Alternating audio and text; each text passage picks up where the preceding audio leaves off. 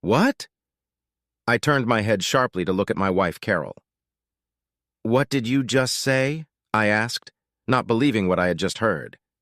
Dan, I know you're going to be mad, but I'm not happy right now, and I'm thinking about a trial separation, so I can get my head together and decide what I want, Carol told me as I stood on the porch grilling steaks. My friend Karen has a spare room, and she said I could stay with her for a while. When were you going to tell me, Carol, or were you just going to leave me a note on my pillow tonight? I said a little louder than I probably should have. Don't raise your voice, Dan. I don't want Andy to hear what we're talking about, she said. Andy, our 6-year-old son. I knew you'd react this way, that's why I didn't want to bring it up until tonight. In other words, you've already decided to leave. Are you going to tell Andy, or are you going to leave it to me after you leave? I asked in a sarcastic tone. I'll tell him myself tonight before I go to bed, she replied. It's not forever, you know that. Hi, yes, you're moving in with that tramp Karen. I guess I should have seen it coming, I told her, getting angrier by the minute. Tomorrow, I'll prepare the papers. You'll sign them, and by Wednesday, I'll file them in court. What documents? Followed by her question. Hi, if you're going to leave, I want it to be a legal separation. Then when you don't come back, it will automatically become a divorce decree. That way we don't have to go through all the hassle twice, I told her. I don't want a divorce, Dan. Just a little time to myself to settle some things, that's all, honey, Carol replied. Bullshit, Carol, I spat back. I've been asking you to talk to me for the last 4 months, but you've been too busy with Karen and your new friends to make the time.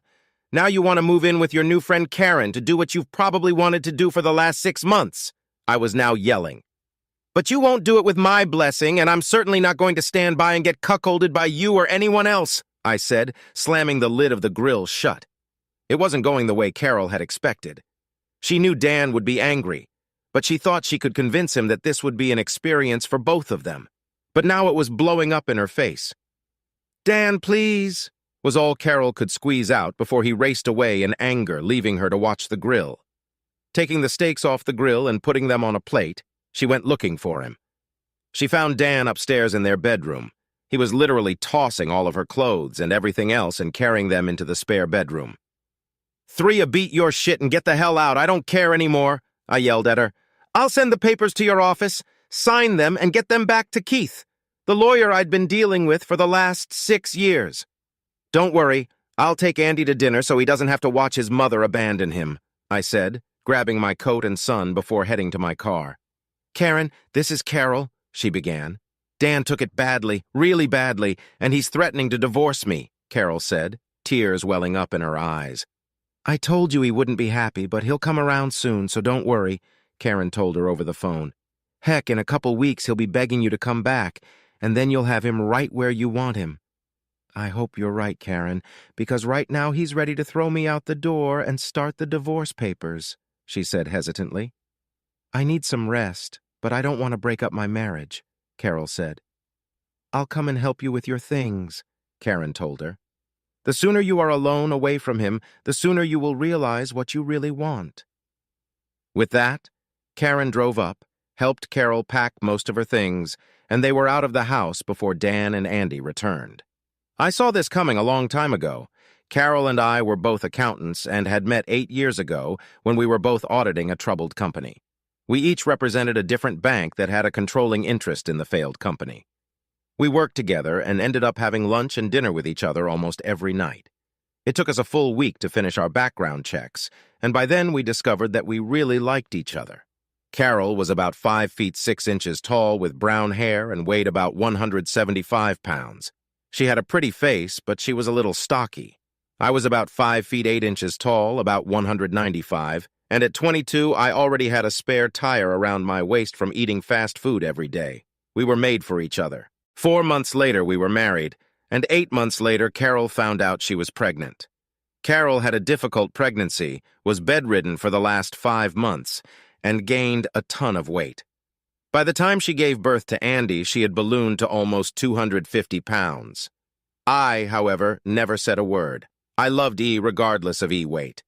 We were a happy family until Carol heard 2 of her coworkers talking about her. "She's such a beautiful woman," said one girl to the other. "It's a pity she's as big as a house." I wonder if E's clothes are custom-made from Omar's clothing store, the tent maker, she asked, laughing loudly. They may have found it funny, but Carol did not. Carol was crying in the bathroom when Karen walked in. Are you all right, Carol? She asked. Everyone thinks I'm a fat pig, she said, crying. If they only knew how hard it is for me to lose weight, they wouldn't be so mean, she sobbed. Look, girl, all you need to do is go on a good diet and join a gym, Karen told her. You're a beautiful girl hiding under all that flabbiness, that's all.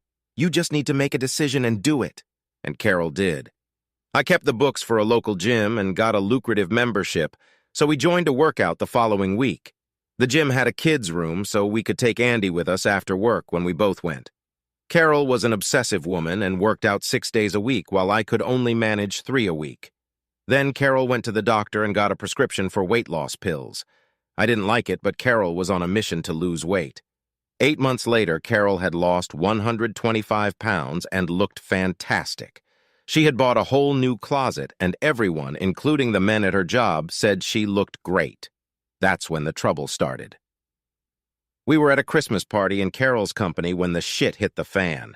Carol wore a dress that was more than a little revealing, and she was attacked all night by her male co-workers. She was over the moon at the attention she was getting.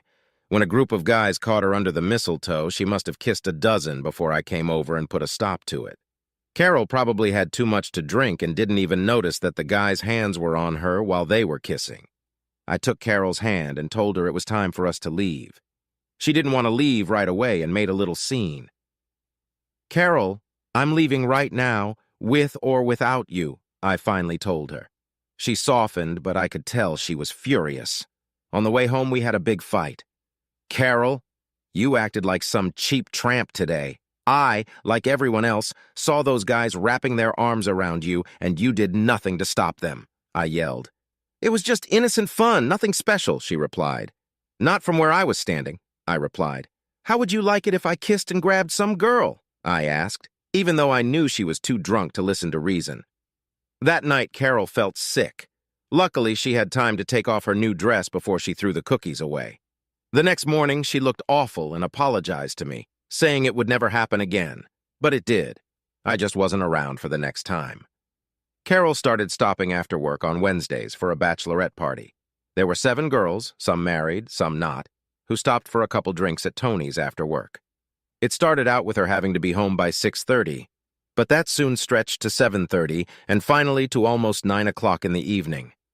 By the time Carol got home, Andy was already in bed and I was not in the best of moods. When we first got married, we had sex like teenagers and couldn't get enough of each other. Now it seemed that if we did it once a week, it would be considered frequent. One thing was for sure. When Carol came home Wednesday night, she was ready to run at a trot, and tonight was no exception. Neither of us had what you would call much sexual experience when we first got married, and we were a little wary of trying new things from the beginning. We learned from each other what each of us liked, and through a few X-rated moves, we added many things to our repertoire. Now, however, every week when Carol came home, she seemed eager to try something new and exciting, on most of which I wondered where she got the idea from. She drank more than usual and arrived later than usual, but she knew how to put me in a good mood. She climbed off the bed between my legs, pulled down my boxers, and started kissing my body. After dinner, Andy and I went back to the empty house. That bitch Karen, I thought to myself. Ever since Carol lost the weight, Karen's been up to something with her. No wonder her husband left her. She was just a whore, and now she's turning my wife into one too. I tucked Andy in and read him a story before bed. When he asked about his mother, I just told him that Mom was visiting and would be home in a couple days. But I didn't believe it for a minute. I walked down the stairs and called my mom and brought her up to speed. Mom, can you watch Andy during the day until I find someone permanent? I asked. Honey, Carol will recover and be back by the end of the week. You know her. She can't be away from Andy for more than a few hours before she goes crazy, Mom told me. But I'll be there before you go to work and look after him. I hoped she was right, but I wasn't as sure as my mom was. On Monday, I contacted Keith and told him that Carol had left me. I want to be fully protected, including permanent custody of Andy. I want it written down and spelled out in unambiguous terms that if one of us acts in a way that a married spouse should not, The other gets 65/35% of our assets. I think she's trying to cheat me, and I want to be covered, I tell Keith. I want it to have a 60-day expiration date, after which it becomes a decree of divorce. And can you do that by tomorrow? I asked. Aren't you in too much of a hurry, Dan? She just left, and you're already ready to write the divorce papers, he asked me. Carol has been planning this for a long time, and maybe this will bring her to her senses. If not, I don't want to lose everything I've worked for just because she wants to try some new tool, I told him. Okay, Dan, I'll do it tonight, and tomorrow she'll be serviced at work. Anything else? Not that I can think of. I just need to draw a line in the sand for her to realize what she could lose, that's all. Also, Keith, I'll need to draw up 2 more agreements, but we have a little time for those. I'll fax you what I need later this week. When Carol arrived at work on Tuesday, she was a little frustrated. She had never seen Andy and Dan for so long in the last 8 years. When she returned from lunch, she heard a man waiting for her in her office. Carol Spencer? He asked. Yes, I'm Carol. What can I do for you? You've been served, he said, handing her a heavy paper envelope.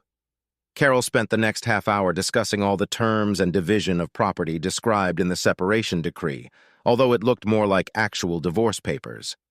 It stated that Dan would get temporary but full custody of Andy, and Carol would be allowed visitation with reasonable notice. By the time she finished reading, she was more hurt than angry. I've been gone for 2 days, and Dan has already written off our marriage, she said to herself. She tried to call Dan, but his secretary said he would be out all day, and his cell phone switched to voicemail.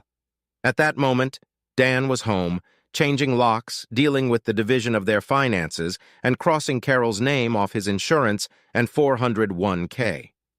By 4 o'clock, I was done with all the chores and turned on my cell phone. Damn, I said to myself, 12 messages from Carol. I deleted them all. I had dinner with Andy at my mother's house and told her what I had done. Carol is mad as hell, Dan. I'd be pissed if I were in her shoes. Mom, I replied, I can't fix this marriage alone, especially since she won't listen to reason, so I've upped the ante.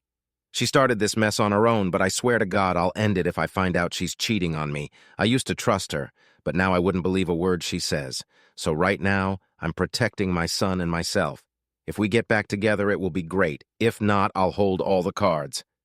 Son, I've never seen this side of you. Remind me to never get on your bad side, Mom said with a laugh. Carol stopped in front of her house and tried to use the key. What the hell? She said to herself before she noticed that it was a new lock. Damn it! She picked up her cell phone and dialed Dan's number again just before it went to voicemail, so she left him another message. Now it's done properly, I thought as I looked at my checklist. Now all I have to do is wait. Wednesday morning, Carol was in Dan's office. My credit cards aren't working, and when I stopped by on my way to work to pick up a prescription, I was told I no longer have insurance. Just covering my bases, Carol, remember? You left me. I'm paying for all the house and Andy's expenses, but you're going to have to take care of yourself from now on, so you and I won't have any financial problems to argue about. Dan, you let this get completely out of hand, Carol shouted. I just needed some alone time, that's all. Leaning over the table, I said in my most serious and nonchalant tone, Carol, do you see the word stupid tattooed on my forehead? I may not be the smartest guy in the world, but I wasn't born yesterday. Karen has your head so turned that you can't seem to find your ass with both hands. You think you can go out and act like you're single again without any repercussions. Think again. The first time I find out you've broken your marital vows, we're done. Hell, you've probably already done that, so I don't even know why we're having this conversation right now. I'm so mad at you right now, I'm not thinking straight, so I think it would be best if you just leave so I don't say anything that would throw what's left of our marriage down the toilet. With those words, I sat down. Carol was shocked and became angry herself. You can't dictate to me like a little kid. I'm an equal partner in this marriage, so fuck you, she spat out. Well, in the last 6 months, that hasn't happened very often either, but I guess you're getting all you can get on the side now anyway, I said loud enough for Carol to hear. With those words, she turned and walked out. I knew she hadn't done anything yet, but was close to it. You see, I started following her around on Wednesday about a month ago. There was a lot of kissing and hand play, but that's all there was. I knew she would be thrilled living with Karen, so I wanted to make sure Carol understood exactly what would happen if she cheated on me. The first 2 weeks were rough. Carol made it a rule to visit Andy, but never spoke more than 2 words to me. I still kept an eye on her, but nothing new happened. She was still seeing Karen and her friends, but not just on Wednesdays, but at least 4 nights a week. Looks like someone is trying to catch up, I said to myself as I looked at the report. However, I had found a nanny of sorts to take care of Andy, a girl fresh out of college who couldn't find a job. Beth was a 23-year-old blonde, about 5 feet 9 inches tall, skinny build. She had gotten her degree but could only find part-time work, so when she saw my ad for a nanny, she jumped at the chance. Beth came from a large family and knew how to care for little boys. She had 2 younger brothers. So we came to an agreement on pay and hours, and she moved in the next day. Beth worked as a waitress at the family's mid-priced restaurant on Mondays, Wednesdays, and Saturdays. On other nights, we all ate together. After a few weeks, Andy became very casual with Beth, especially when she read to him before bedtime. "Beth, I really appreciate you going the extra mile with Andy. Now that his mom isn't with him, he needs all the stability in life that I can give him," I said with the best smile I could muster. "I know about you and your wife. Your mother has filled me in on all the details in case Carol comes and tries to grab him," Beth told me. "I just can't believe she'd just leave you like that. I've only known you a short time, but you're one of the most caring men I've ever met, and I can see that you love Andy to death." I guess Carol got confused about what really matters and let others convince her that the grass is greener on the other side of the fence, I replied. "Well, either way, it will be over in 40 days, and it can't come too soon for me. I didn't realize that there would be a major shift in my life, and that shit would hit the fan in less than a week.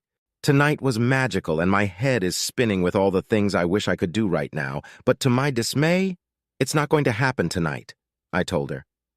"Maybe if things were different, but they aren't. So I need to take a cold shower and go to bed," I told Beth, kissing her cheek as she hugged me. It was 2 in the morning when I felt Beth climb into bed with me. I could tell by the warmth she was radiating that she was naked.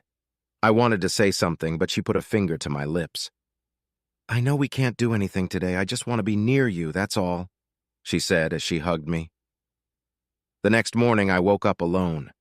I found Beth downstairs, dressed, making breakfast for the 3 of us. No one said anything. Carol was out of her mind. "Here I am trying to figure out what I want out of life with Dan, and he's already kicked me to the curb and found some whore," she said, slamming her palm on the table.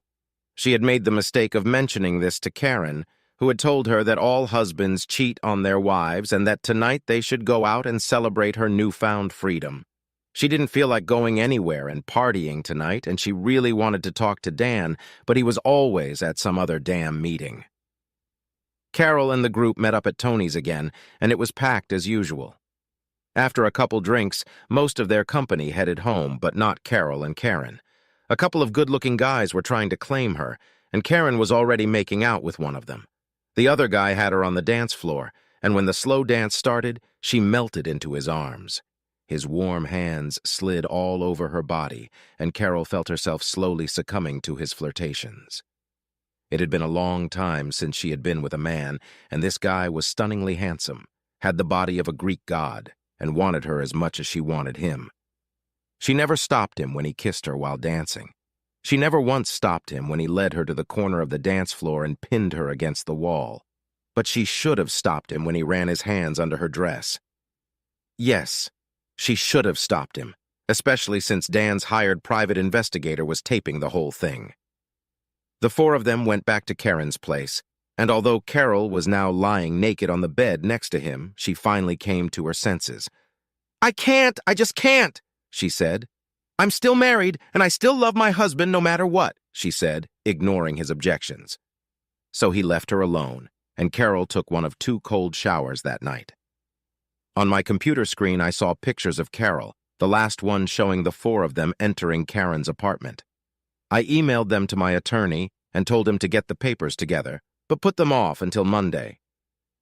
"It looks like she's finally made up her mind," I said sadly, because I really wanted to meet Carol again. But now it was no longer possible. I'll take care of the Asian project myself, I told my superiors the next day. I need to get away, and this will give me time to clear my head and get my life in order, I told them. Dan, all set to launch on the 12th, which is a week from next Tuesday. Can you be ready to go? They asked. Give me 2 days to get my affairs in order and get settled with my apartment so I have somewhere to send my stuff, I told them. I have 2 more people to talk to today, and if everything goes according to plan, I'll be ready. That same day, I assigned my staff to take care of all my unfinished projects. I sketched out the paperwork to give my mom power of attorney and told Keith to file the paperwork for Carol the following Monday. I'd be safe in the air while she was being served, I said sadly. I went home that evening to a house that would not be mine when I returned from across the ocean, and I was very sad. Carol and I had chosen it together, and there were so many good memories associated with it, and now they would all be gone. I was being unaccustomedly quiet at dinner, and Beth thought she was the one who had done something wrong. No, I just have a lot on my mind, and we'll talk after Andy goes to bed, I told her. By 10 o'clock, there was silence in the house, and we were both staring at each other. Beth spoke first. What's the matter, Dan? If it's about the other night, I'm sorry, and it won't happen again, I promise, she told me. Beth, that's not the point. Remember that party the company threw me a couple weeks ago? Well, I've decided to do some overseas work myself, and Andy and I will be leaving early Monday morning, I told her. And I have an important question for you, I began, seeing Beth start to cry. Do you want to come with us? She turned from crying eyes to a smile. Damn yes, she said, throwing herself into my arms. Do you have a valid passport, Beth? I asked. I renewed it last year when I went on a cruise with my college friends, she told me. Well, that's fine then. You'll need to have everything packed by Saturday because they ship all our stuff ahead of time. Leave exactly enough clothes to last through the weekend, and travel clothes for Monday. You can tell your family and friends, but I don't want Carol to find out until we're in the air.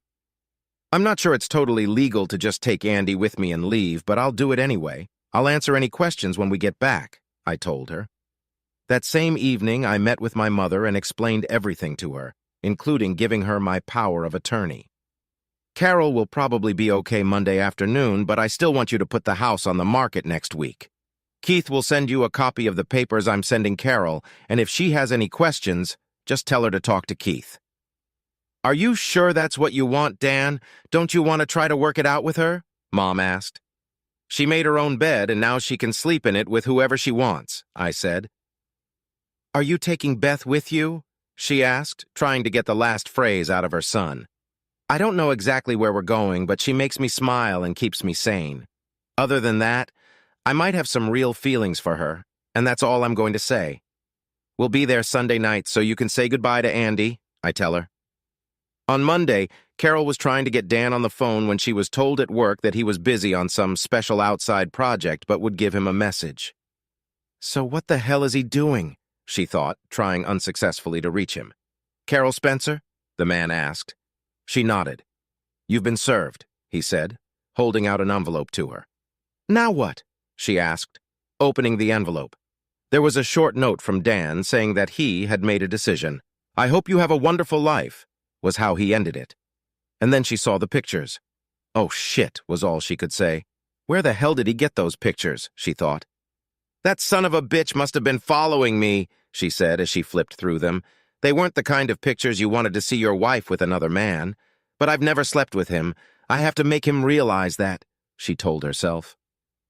Dan is out of the country for 4 or 5 months. He left with Andy on Monday morning, Dan's mother told Carol. He can't take Andy away from me, especially out of the country, she shouted. I'll take him to court and make sure he goes to jail, she shouted. Carol, Dan has full custody of Andy, remember? You gave up that right when you left to find yourself, she reminded her. To say you screwed up royally would be a gross understatement. You had a great marriage, but I think you wanted more, and now you have nothing, Dan's mother told her. I have to talk to him and explain that things are not what they seem, Carol said, sobbing. I still love him, and I have never gone to bed with anyone else. Carol, I've seen the pictures, and if my husband were alive and doing what you're doing, I'd divorce him too. If I were you, I would write him a letter and explain what you need, and I will make sure he gets it. Carol did a good job of making her point.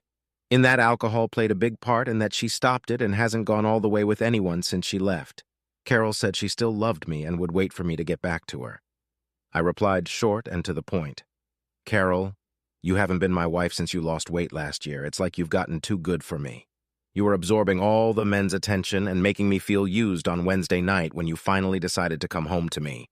You were all hot and horny and all you wanted was good sex, not to make love to your husband. So now you and Karen can sleep with whoever you want. I told you that Karen would eventually break us up, but you knew that wasn't true. Andy, Beth and I are building a new life based on love and trust. You can see Andy anytime you want. Just get your computer's camera modem and I'll set it up. Sign the papers, because Mom's putting the house on the market this week. There's no chance we'll ever get back together, so don't expect me to change my mind. I hope you finally got what you were looking for, Carol, and are happy, although I never wanted that to happen. Carol knew Dan was right. She was a stupid idiot for listening to all her good friends who knew what they were talking about. That's probably why they all got divorced. She was going to fight until she got Dan's letter and finally signed the papers.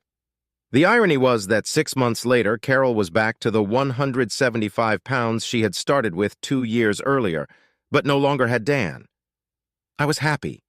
The job was a bit hard because of the language barrier, but I got through it. Andy picked up a word here and there and managed to communicate with all the guys he played with. Beth took care of Andy and set up routines for our free time, places to see what to do, as she put it. I still remember that night a few months ago. It was just after we had arrived in the country and we were all a little tense. Andy was struggling with going to bed, my program wasn't going as smoothly as it should have, and Beth was feeling a little overworked. She walked into the office and kissed the back of my head, which brought a smile to my face. She leaned over and took my hand and led me into the bedroom where one candle stood on each side of the bed. We undressed and got into bed. Let's just say that heaven and earth came together that night. We had tender love sex for the first time. For the next few months, we did whatever the other wanted, as long as it didn't involve pain. We were more than happy. 5 months later, my mom met us at the airport. She was happy to see us all, especially Andy. On the way home, she glanced every now and then at Beth, who seemed pleased. "How far have you gotten?" she asked. Beth stepped back a little. 3 months. How do you know? I hardly show my face," she replied. "You both looked too happy, like the cat that ate the canary," she told us. 2 weeks later, we were married, and 6 months later, Rhonda was born. When Beth said she wanted to go to the gym to get rid of the extra weight from childbirth, I looked like I'd seen a ghost. 2 days later, I informed her that I had hired her a personal trainer and that she would be doing all the workouts. No point in going through all this crap a second time, I thought to myself.